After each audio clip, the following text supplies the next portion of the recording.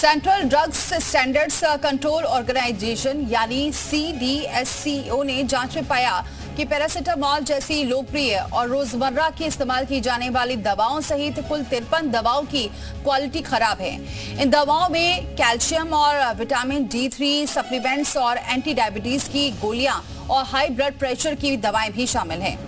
आज हम आपको CDSCO की इस रिपोर्ट का विश्लेषण करते हैं, देखते हैं कि ये कितनी ज्यादा खतरनाक है या फिर ये जीवनदायक दवाइयां समझकर जो आप खा रहे हैं वो आपके स्वास्थ्य को क्या बिगाड़ तो नहीं रही।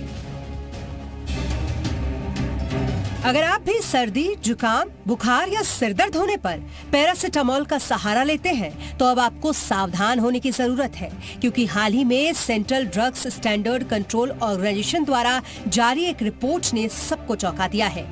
CDSCO की ताजा रिपोर्ट के मुताबिक पैरासीटामोल सहित 53 दवाएं क्वालिटी टेस्ट में फेल हो चुकी हैं, जिनमें कैल्शियम और vitamin D3 supplements, anti diabetes की गोलियां और हाई ब्लड प्रेशर की दवाएं शामिल हैं।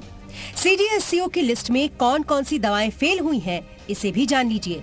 इस लिस्ट में दौरे और एंजाइटी के लिए इस्तेमाल की जाने वाली क्लोनाजेपाम टैबलेट, दर्द निवारक डिक्लोफेनेक, सांस की बीमारी के लिए इस्तेमाल होने वाली एम्ब्रोक्सोल, एंटी फंगल, फ्लूकोनाजोल और कुछ मल्टी विटामिन और कैल्शियम की गोलियां भी शामिल हैं। ये दवाएं hetero drugs, Alkem laboratories, Hindustan antibiotics limited, Karnataka antibiotics and pharmaceuticals limited जैसी बड़ी कंपनियों द्वारा बनाई जाती हैं। पेट में इन्फेक्शन के लिए दी जाने वाली दवा मेट्रोनिडाजोल भी इस जांच में फेल साबित हुई है, जिसे हिंदुस्तान एंटीबायोटिक्स लिमिटेड बनाती है। इसी तरह टोरेंट फार्मास्यूटिकल्स की शेकाल टैबलेट्स भी जांच में फेल हो गई है। CDSCO की लिस्ट में 53 दवाओं का क्वालिटी टेस्ट किया गया था, लेकिन 48 दवाओं की ही सूची जारी की, क्योंकि 53 में 5 दवाइयां बनाने वाली कंपनियों का कहना है कि ये दवाएं उनके द्वारा नहीं बनाई गई हैं, बल्कि मार्केट में उनके नाम से नकली दवाइयां बेची जा रही हैं। दवा कंपनियों की सफाई के बाद उन्हें लिस्ट से हटा दिया गया है। ये पहली बार नहीं है जब सरकार ने इस तरीके की सख्त कार्रवाई की हो।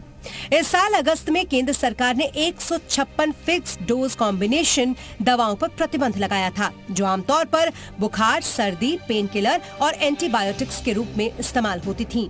इन दवाओं में मौजूद तत्वों और कोई स्पष्ट चिकित्सा आधार नहीं था और इसके इस्तेमाल से इंसानों को गंभीर खतरा हो सकता था। FDC दवाएं अक्सर कॉकटेल ड्रग्स के रूप में जानी जाती हैं, जहां एक ही गोली में एक से अधिक दवाओं को मिलाकर दिया जाता है। कुल मिलाकर कहें तो दवाओं की गुणवत्ता में गिरावट और नकली दवाओं का बढ़ता खतरा न केवल स्वास्थ्य सेवाओं के लिए एक चुनौती है, बल्कि ये एक गंभीर सार्वजनिक स्वास्थ्य संकट भी है। इससे निपटने के लिए सरकार को सख्त निगरानी प्रणाली लागू करनी चाहिए और आम जनता को जागरूक किया जाना चाहिए, ताकि लोग इन खतरों से बच सके। ब्यूरो रिपोर्ट, जी मीडिया।